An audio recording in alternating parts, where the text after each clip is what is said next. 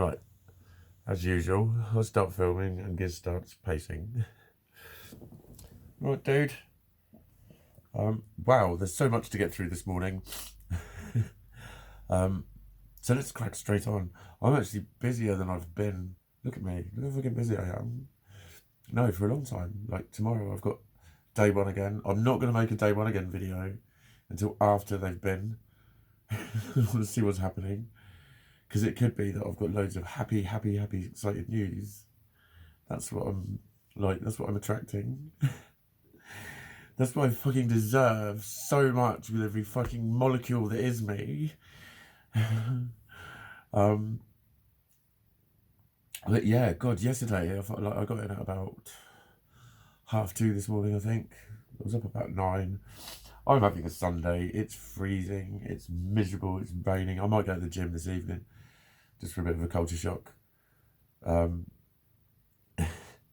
But yeah, I'm not too fussed about doing much except watching American Horror Story and thinking, what the fuck is going on? How the fuck can ghosts kill ghosts? This is stupid. It's getting like a fucking just basically a soap opera in a fucking hotel. It's not horror. It's just weird. How's she still alive again?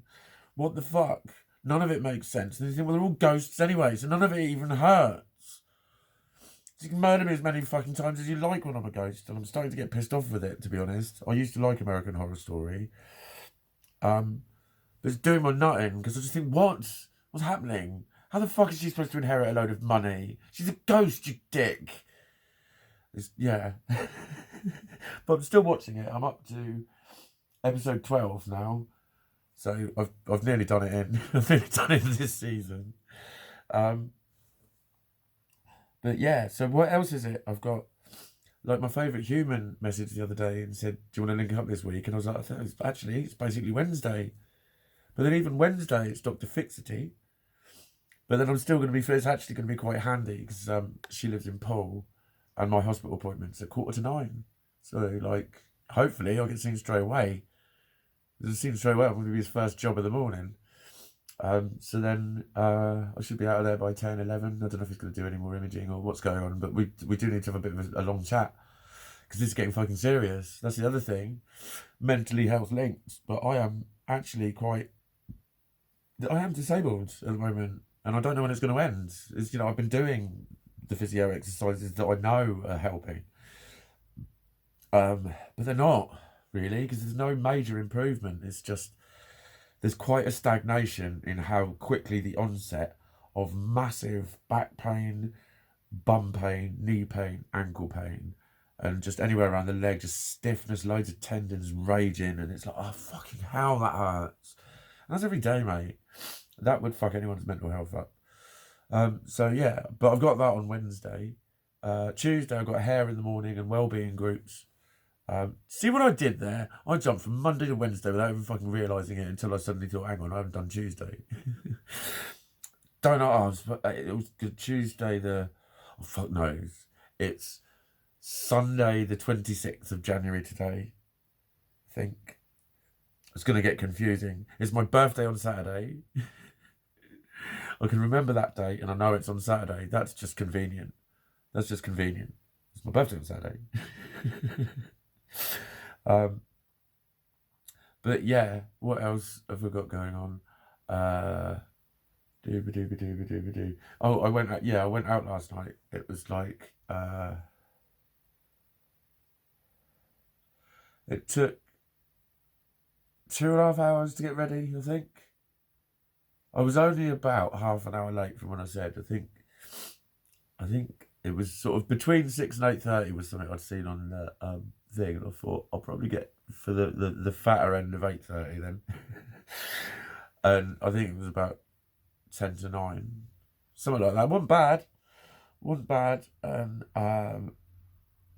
it was good because I was the clown. Basically, it was the clown.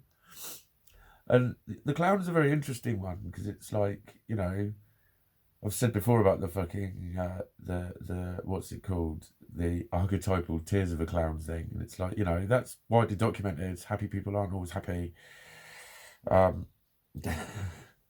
That's a very, very fucking lukewarm way of describing it, Mikey. I know, Mikey. I'm trying to play it down because these cunts don't know fuck all. Oh yeah, of course they don't. Um, but no, it's the like, you know, it's a mask. Not objectively, it's a mask, isn't it, to people? You know, always hiding behind the showy character and the bright clothes and the, you know, just there was a lot of it about. It was a country pub. Everyone was wearing navy blue and whatever. Actually, most people at the party were wearing black. I think black or pink, and I chose pink. I think I was the only one that chose pink. I was covered in pink, or at least considered pink, definitely. So, you know, I stood out as the usual questions. Oh, what's the occasion? Do you dress like this all the time? Where do you get clothes? It's lovely. It's fucking lovely. It's lovely. It's an easy conversation for me. It's not an easy conversation. It's a possible one. Because I noticed that as well. Once it's like groups, the same shit was happening and it's like you're interrupting. And then once I've interrupted a couple of times, I get nervous and I interrupt again. It's like, you're still interrupting. And I'm telling myself off when I'm trying to follow what they're saying. It got difficult. We went back. There was a bit of an after party-ish session. I took some stuff back. I was all right. I wasn't in bits or anything, but I sat down because my back was aching. I just sat there and I was like, oh, yeah. I just needed to just chill for a bit and not try and talk or engage. It was too hard. And I had to go home. And I did. I felt worn out. I'd worked yesterday as well. That was really cool. I had a laugh with the girls in the shop. And I had a walk in. But it was really cool. Because it was a very practical reading. It was like around the sorts of spiritual stuff that you'd expect. It was like she'd never had an angel card reading before, which was cool because I got to like talk about it. It's very different to a tarot reading. Come and have one, they're great. But it's a psychic and it's a spiritual experience. It's a very energetic experience. And it's lovely when it pertains to specific things. And then just, you know, I was just ending up telling her things that she was just going, oh my God, that's that. And I knew it would be one of those, how did he know that? And it's like, maybe it's because I'm a psychic. A card reader told me that once. He said, you're going to start saying that soon. When people go, how the hell did you know that? You just look at them and go, maybe it's because I'm a fucking psychic, dumbass. I don't say that, though. I don't swear much. Only when it's absolutely fucking necessary. You cunts. But no, it was brilliant. And she got a lot from it. But it was... You know, it wasn't just this sort of, you know, esoteric kind of stuff or whatever. It was a real life decision again. And I love those ones when someone's talking about this and going, oh my God, I thought that's what I was thinking. And it, again, it was kind of one of those readings where it was all of her gut instincts that she's been having. And I just was able to conclude it, as I always do, by saying, that has always been your inner voice. That's your guides. That's your angels, however you want to call it. That's what this whole thing's been. That's what all of this is. You know, I love it when people say, you know, my mum went to a psychic. She said she's got the gift. She's got the gift. She's got the gift. And I'm just going, yeah, what's she fucking doing with it other than trying to impress people at parties with it? And the reason they said it is because we all have. That's why you tell everyone that they've got the gift, because they have. Most people don't believe you, and that's why they haven't got the gift, because they can't believe it. Because your inside needs to match what's going on here. And that's a lot of my problem with my mental health shit. When my body betrays me, and my body is behaving in response to a different person. My mind is being dragged along. I'm like a second head.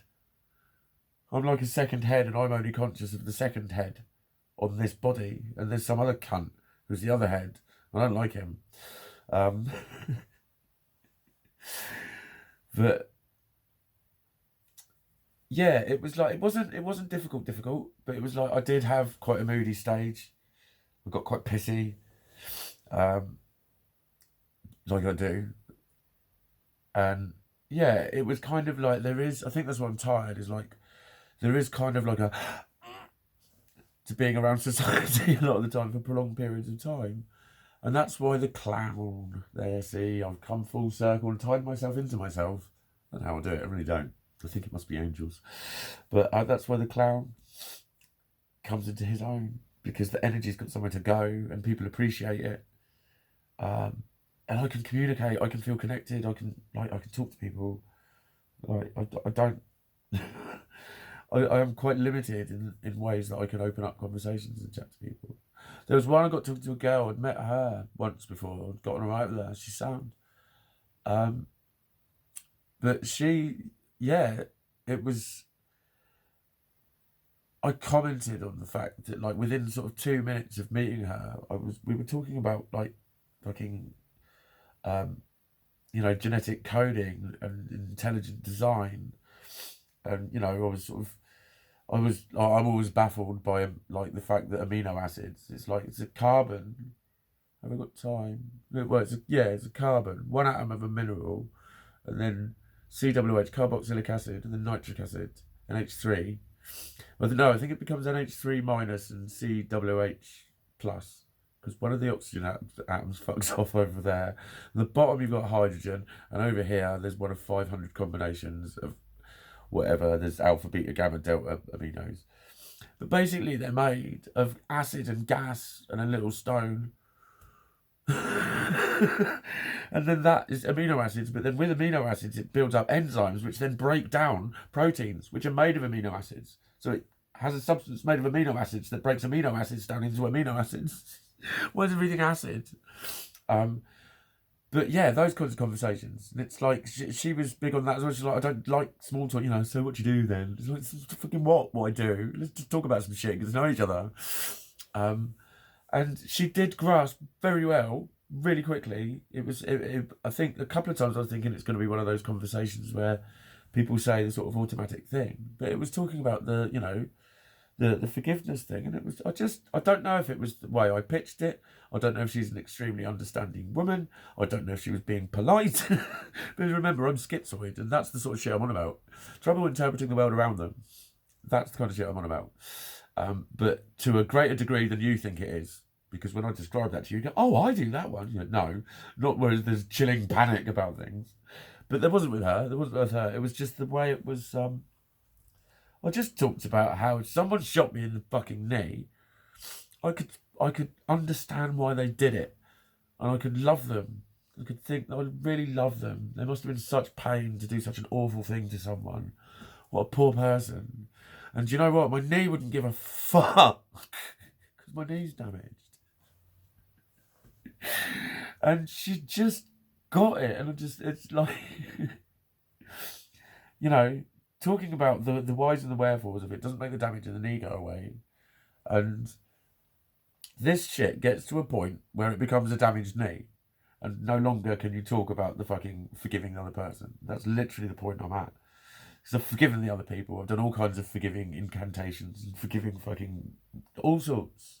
And tell me I haven't been working on forgiveness, because I know about forgiveness.